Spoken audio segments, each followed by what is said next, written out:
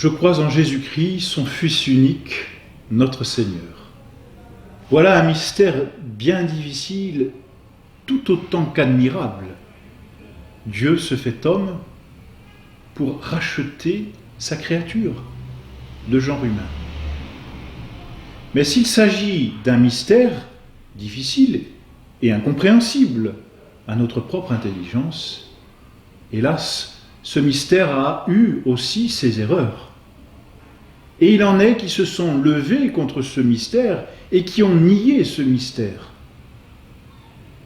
rejetant ainsi la foi qui nous dit « Son Fils unique, une seule personne, notre Seigneur Jésus-Christ, de nature, Dieu et homme. » Parmi ces erreurs, il en est une que nous avons déjà énoncée à propos de Dieu, c'est l'arianisme, Arius.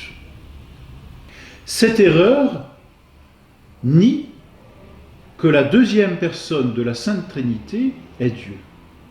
Arius disait « le Verbe n'est pas Dieu ». Or, le Verbe s'est fait chair.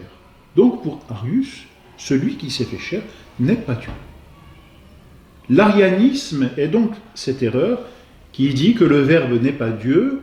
Autrement dit, notre Seigneur Jésus-Christ n'est pas vrai Dieu. Il est vrai homme, c'est d'accord, mais il n'est pas vrai Dieu. Mais s'il n'est pas vrai Dieu, alors tout ce qu'il a fait n'a aucune valeur infinie, et donc ne peut pas racheter les péchés, ni le genre humain. Du reste, cette erreur a été condamnée au concile de Nicée en 325. L'arianisme donc dit « Notre Seigneur Jésus-Christ n'est pas vrai Dieu, il est vrai homme ». D'autres erreurs se sont, si l'on peut dire, comme superposées à cela. Il y a eu ensuite, un peu plus tard, ou peut-être même dans le même temps, ce que l'on appelle l'apollinarisme, d'un certain Apollinaire, qui disait que l'âme du Christ était purement sensible, sensitive. Il n'avait pas d'intelligence humaine ni de volonté humaine. Eh bien, cette erreur a été condamnée au concile de Constantinople, en 380. De la même façon, l'erreur que l'on qualifie de monothélisme, du mot grec, monos et télos, qui finalement signifie que dans notre Seigneur Jésus-Christ, il n'y avait pas de véritable volonté. Il n'y a qu'une seule volonté chez Jésus-Christ, la volonté divine, mais il n'a pas eu de volonté humaine.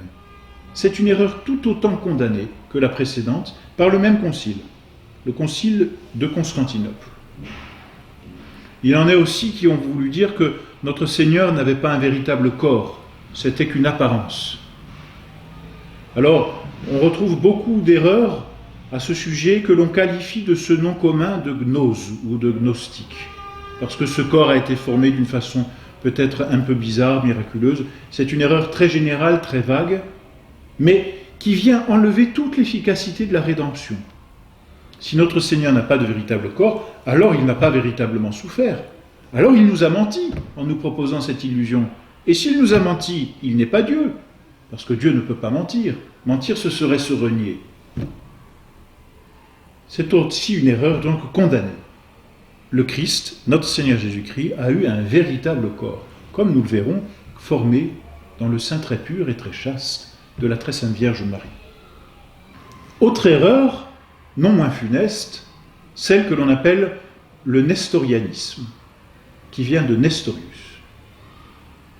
Pour cet homme, il y avait entre la nature humaine et la nature divine de notre Seigneur Jésus-Christ une simple union morale, et non pas une union hypostatique. On en arrive à dire de là que finalement il y avait Dieu, Jésus-Christ, ou Jésus-Christ Dieu, et Jésus-Christ homme, et ainsi deux personnes. Donc vous voyez, une union morale, c'est-à-dire non pas une union hypostatique dans la personne, mais comme une superposition de deux réalités, un Dieu, un homme. Une personne divine, une personne humaine. Cette erreur a été condamnée par le concile d'Éphèse en 431. Une seule personne, deux natures. Jésus-Christ, Fils de Dieu et vrai homme.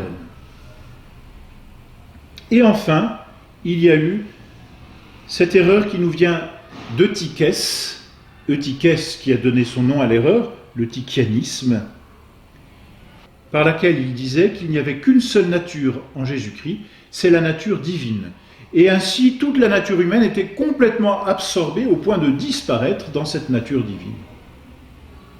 Alors cela rend aussi impossible le mystère de la rédemption. Notre Seigneur n'est pas vrai homme, il est simplement Dieu. Cette erreur a été condamnée au concile de Chalcédoine en 451. En fait, si l'on veut résumer les trois principales erreurs qui concernent ce mystère de l'incarnation, par lequel il n'y a qu'une personne et deux natures, c'est assez simple. Où l'on dit il n'y a qu'une personne et qu'une nature, Jésus-Christ, vrai Dieu, mais pas vrai homme, c'est l'eutychianisme. Où on dit qu'il n'y a qu'une personne et qu'une nature, mais Jésus-Christ, vrai homme, mais pas vrai Dieu, c'est l'arianisme. Où l'on dit il y a bien eu deux natures, nature humaine, nature divine, mais il y a eu en même temps deux personnes, c'est le nestorianisme. Ces trois grandes erreurs sur l'incarnation ont été condamnées par le concile de Nicée en 321, le concile d'Éphèse en 431 et le concile de Chalcédoine en 451. Jésus-Christ est donc vrai Dieu, vrai homme, dans l'unité de la personne, deuxième personne de la Sainte Trinité. C'est le mystère de l'incarnation.